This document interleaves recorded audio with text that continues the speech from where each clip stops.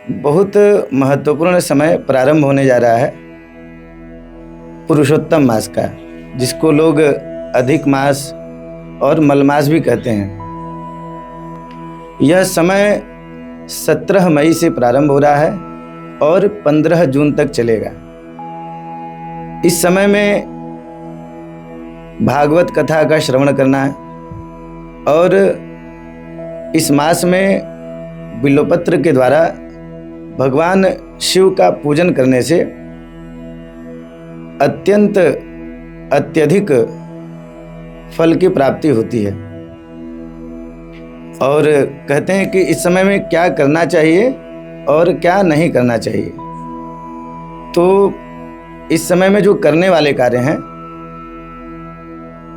जो सामान्य मुहूर्त पंचांग इत्यादि में दिए हुए हैं, जितने भी कार्यों का वर्णन है वो करना चाहिए। और गांव-गांव में, नगर नगर में भागवत कथा का आयोजन होना चाहिए, भगवत भक्ति करना चाहिए। यह समय आंतरिक शुद्धि के लिए सर्वोत्तम माना गया है। भगवान कहते हैं कि पुरुषोत्तम मास का कर्ता भी मैं हूँ और भोक्ता भी मैं हूँ। इसलिए इस मास में जितने भी पुण्य किए जाते हैं उसका कई गुना अधिक फल मिलता है। और कहते हैं कि क्या नहीं करना चाहिए, तो कहते हैं कि जन्म के 6 महीने के बाद के जितने भी संस्कार होते हैं वह संस्कार नहीं किया जा सकता है। फल की प्राप्ति की कामना से कोई विशेष अनुष्ठान नहीं किया जा सकता है, जैसे कि विवाह हो गया, उपनयन हो गया। प्रथम बार तीर्थ यात्रा भी नहीं प्रारंभ करना है। इस महीने में किसी नए व्रत का प्रारंभ नहीं करना है। जो व्रत पहले से चला आ रहा है वो व्रत होगा और इस महीने में कोई नया व्रत या उद्यापन नहीं किया जाएगा। यह इस प्रकार से इस महीने का कार्य है। और कहते हैं कि जो परम पवित्र पुरुषोत्तम मास में अगर कोई व्यक्ति प्रतिदिन दीप दान करता है तो दीप दान का अत्यधिक पुण्य बताया गया है। कहते हैं कि कार्तिक मास में दीप दान करने का बहुत महत्व है और अगर पुरुषोत्तम मास में दीप दान किया जाए तो कार्तिक मास से 1000 गुना अधिक फल पुरुषोत्तम मास में दीप दान करने से होता है। अगर कोई व्यक्ति पुरुषोत्तम मास में प्रतिदिन सायंकाल में देवालय में या अपने घर के मंदिर में प्रतिदिन दीप दान करता है तो कहते हैं उसको 7 जन्म तक कभी दरिद्रता नहीं आती है। इस जन्म में तो उसका कल्याण होगा ही और अगले 7 जन्मों तक वह कभी दरिद्र नहीं होगा, क्योंकि इस मास के कर्ता भी भगवान विष्णु हैं और भोक्ता भी भगवान विष्णु हैं। बोलिए बांके बिहारी लाल की जय।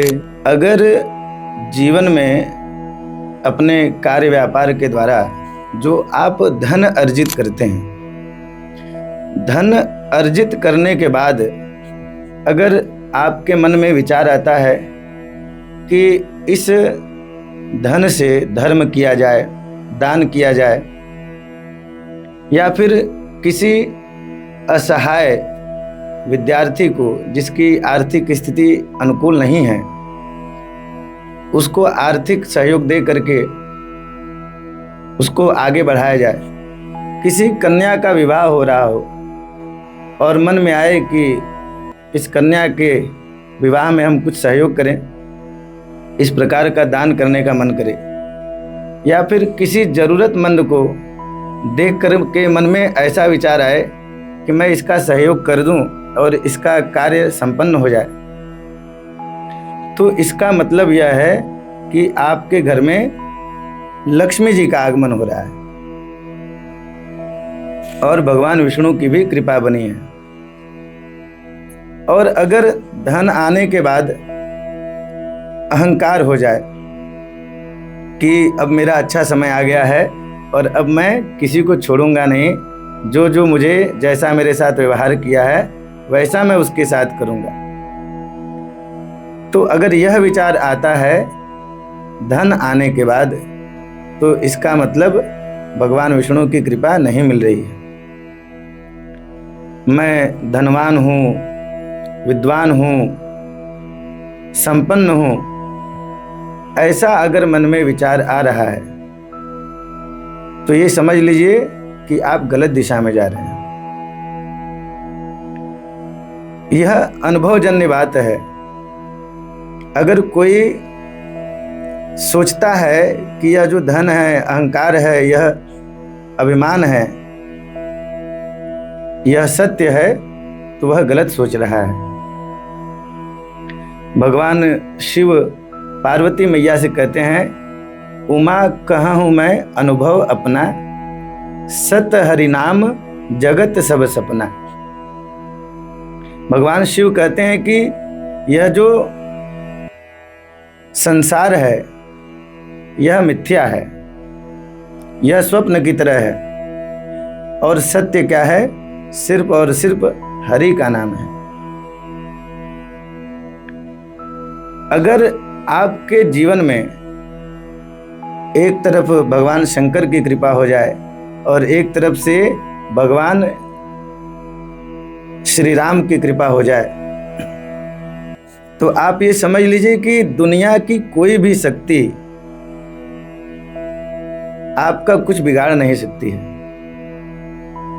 इसलिए हमेशा भगवान शिव का आराधना करते रहिए, भगवान विष्णु का आराधना करते रहिए। भगवान की भक्ति प्राप्त करने के लिए न घर परिवार को छोड़ना है, न व्यापार को छोड़ना है, न धन को छोड़ना है। भगवान की भक्ति प्राप्ति के लिए कुछ भी नहीं छोड़ना है, सिर्फ और सिर्फ पकड़ना है। तो क्या पकड़ना है? भगवान राम का नाम पकड़ना है, भगवान शंकर का नाम पकड़ना है। अगर आप मन क्रम वचन छाई चतुराई, अगर आप